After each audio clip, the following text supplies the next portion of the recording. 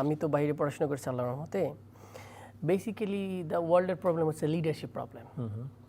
লিডারের যদি ভিশন না থাকে সেই জায়গায় মুভ করে না।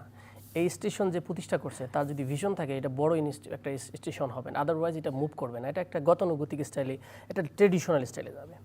হাদিস যেটা কথা বললো, হাদিস সেন্টারে গতকাল রাত্রে ঘুরে আসছি, ইউনিক। তার ওখানে গিয়ে আমার কাছে মনে হলো আমি কেন আগে যাই নাই।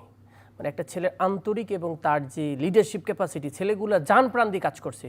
নটরডেম থেকে পড়ে আসা ছেলে তার আন্ডারে কাজ করেছে এবং সবাই মানে তার ফ্যাদম হয়ে গেছে, বিকজ তার ভিশনটা অন্যরকম। তার ভাই তাকে বলতেছিল যে, তার ভাই তাকে গার্ড দিত, আমি প্রোগ্রামে তার সাথে যাইতাম। আমি বললাম কী রে ভাই, সারাদিন আপনার ছোট ভাই এটা তো বলছে যে ওটা বিপ্লবী, ওটাকে আমাকে প্রোটেক্ট দিতে হবে।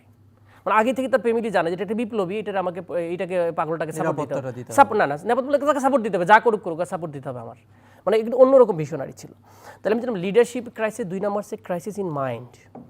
মাইন্ড সেট আপে আপনার আসলে প্রসেসটা রং, কীরকম চান, কীরকম দেখতে চান, রাষ্ট্র দেখতে চান। আমি যেটা বলতে চাইছিলাম, আস্তে আস্তে চিন্তা করতেছিলাম, আমরা এমন একটা রাষ্ট্রে বসবাস করি, দায়িত্ব কেউ কারো নিতে চাই না। দায়িত্ববোধ, পাওয়ারের সাথে দায়িত্ব। আমি যেন বললাম আপনি যুগ্ম আহ্বায়ক, আমার একটা দায়িত্ববোধ আছে, দায়িত্বের সাথে পাওয়ারের সাথে দায়িত্ব আছে। কিন্তু তা আপনি যখন প্রাইম মিনিস্টার হবেন, আপনি প্রধান চিফ অ্যাডভাইজার, আপনাকে দায়িত্ব কিন্তু এটা। তো দায়িত্ব মানে কি, আপনি জনগণের দায়িত্ব নিছেন। জি। তো ভেরি আনফর্চুনেট, আমাদের লিডারশিপরা কখনো দায়িত্ব নেয় না, সমাজ তার মানুষের দায়িত্ব নেয় না। দেখেন আপনি মরে গেলে আজকে আপনার বিবৃতি ছাড়া কিছুই দিবে না। মানে আপনার দায়িত্ব মানে কি, এটা আমার একটা ছেলে মারা গেছে, এটাকে আমি অ্যাকশন নিতে যাবো। প্রতিটি এজেন্সি বলবে আমার একটা ভাই মারা গেছে, দায়িত্বর জায়গা থেকে কাজটা করবে, not a professionalism, beyond that. এটা জাপান যদি বলেন লুক ইস্ট পলিসি, মালয়েশিয়াতে একটা নিত তারা, মানে জাপানে কী করে তার একটা জিনিস, তার মধ্যে একটা সিনসিয়ারিটি দেখে, তারা টাইমলিনেস দেখে, বিয়ন্ড ইয়োর সিস্টেম। আপনি যে প্রফেশনালিজম বাইরে গিয়ে কাজ করা, এটাকে এহসান বলে আরবিকে, মানে আপনার একটা আন্তরিকতা আর কি। যেটা বললেন সেকেন্ড, কেন আমাদের ভিতর ফ্র্যাকশন, নলেজ সিস্টেমের সমস্যা। আপনি এডুকেশন যেটা আপনার ভাইয়ের বললেন, আমাদের নলেজ সিস্টেমের মধ্যে এত বেশি ডাইভার্সিটি। একে ফ্যামিলিতে 3 রকম ধারণার লোক বসবাস করি, কেউ সেকুলার, কেউ মাইন্ডসেট, কেউ ইসলামিক মাইন্ডসেট, কেউ একটা লিবারেল বাম, এইরকম ক্যাচাল করতে করতে আমাদের রাষ্ট্রটাও কিন্তু বিভাজনটা হয়েছে। নলেজ সিস্টেম ঠিক করতে পারেন, ওন সিস্টেম নেই। ডাইভার্সিটি তো বিউটিও আছে। আমি বিউটি থাকার সমস্যা নেই, কিন্তু বিষয়টা হচ্ছে আপনি ওন সিস্টেমই জানেন, আপনি তো কোনো কিছু ক্লিয়ার না। আমি যদি ধরি এখানে সবাইকে, এখানে যারা আছে আমার সামনে, আমি এক এক করে ধরে জিজ্ঞেস করবো ফিলসফিক্যাল কোয়েশ্চেন, উনি কেন পৃথিবীতে সে উচ্ছেদ করতে পারবে না, আপনি কি জন্য এটা করতেছেন জানে না, কেন উত্তর না জানলে তো সেটা আনফর্চুনেট খারাপ কাজ করবে, কারণ সে এমনি করতেছে, জানে না, গো দ্য ফ্লো স্টাইলে। তো সে জায়গা থেকে যেটা বলেন, এই সরকার আসলে জানে না, তাহলে কি করা উচিত, দিস ইজ দ্য প্রবলেম। যে এখন উনি বলতেছেন যে আপনি কেন রুটলেস হয়ে যাবেন, সরকার ডিটারমাইন এইটা আমরা করব। প্রথম দিন আসে আমি যখন যতটা শুরু বলছি যে একটা এজেন্ডা ঠিক থাকবে না, যে আমি এই কটা জিনিস রিফর্ম করে যাব, কেন হবে না, প্রতিদিন ফোন দিবে, এটা করে নিয়ে আসো ভাই। কোন সচিব কাজ করে না তারা আউট করে দাও, কারণ আমার তো একটা নিজস্ব ভিশন আছে যে আমরা 2 বছর 1 বছরে এই কাজটা করে যেতে চাই। তো এখন হাদির ইস্যু আসার পরে আপনার এতদিন চলে গেল, আমরা বারবার দাবি করার পর কেন ব্রিফিং করতে পারে না যে আমরা এই জিনিস এগিয়েছি, এই পর্যন্ত ক্ষতিগ্রস্ত পারি নাই, কেন ব্যর্থ, এই জায়গায় ব্যর্থতা স্বীকার করলে কি সমস্যা আছে, বাংলাদেশের কালচারটা কেন ডেভেলপ হবে না, কারণ দায়িত্ববোধ আমি নিতে চাই না, না বলবো যে অমুকের সমস্যা। এখন দেখতেছেন তো দলগুলো আরেক দলকে দিতেছে, হোয়াট ইজ দিস, আমি কোনোভাবে মানতে পারি না। বিএনপি জামাত বিএনপি বা এনসিপি অমুকটা বলবে, এটা কেন বলতে হবে, এটা তো দায়িত্ব জায়গা থেকে, মানে পলিটিক্যাল গেইন করতে চান কেন আপনি এটা থেকে। আপনি একটা রাষ্ট্রের সমস্যায় হত্যাকাণ্ড করছে, বিএনপির লোক মারা সমস্যা নেই, তার তো ন্যায় বিচার পাওয়ার যোগ্যতা আছে, আপনি মারা গেলে আপনার ন্যায় বিচার পাওয়ার জন্য কথা বলবেন, দ্যাট ইজ দ্য রাইট। এটা কোনো দায়িত্বশীল আচরণ, এইটা না আমরা পলিটিক্যাল আচরণ করি, কাইন্ড অফ মানে একটা গেছি কান্না করতেছি, এটা ফেক আমার কাছে মাঝে মাঝে মনে হয়। দায়িত্ববোধ জায়গা যে রাষ্ট্র চালায়, যে 11, 12, 20 জনকে দিছি, তাদের ভিতরে কি রিগ্রেট ফিল করছে, তারা কি দায়িত্ব নিছে জিনিসটা, যে আমরা দায়িত্ব, আমি আমার ছেলেকে প্রোটেকশন দিতে ব্যর্থ হয়েছি, এই জায়গাটা থেকে যদি কাজ করতে। অনেকে এই যে আমার একজন শাইখ ছিল বলতে যে দিলওয়ালা লোক নাই, লোক আছে কিন্তু দিল নাই, মানে রুহ ছাড়া মানুষ আর কি।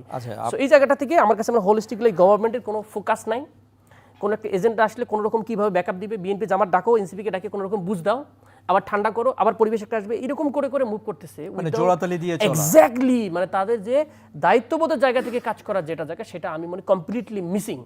আচ্ছা ডক্টর মুজাহিদ, আপনি দায়িত্ববোধের কথা বলেছেন, এনসিপি নিয়ে মানুষের যে প্রত্যাশা, নতুন দলটাকে ঘিরেও তো অনেক প্রত্যাশা আছে।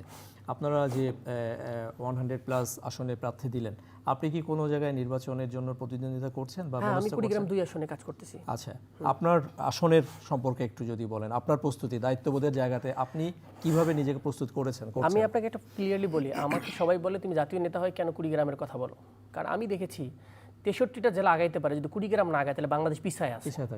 আমি মনে করি পিছায় না, আমাদের কুড়িগ্রামকে পিছিয়ে রাখা হয়েছে।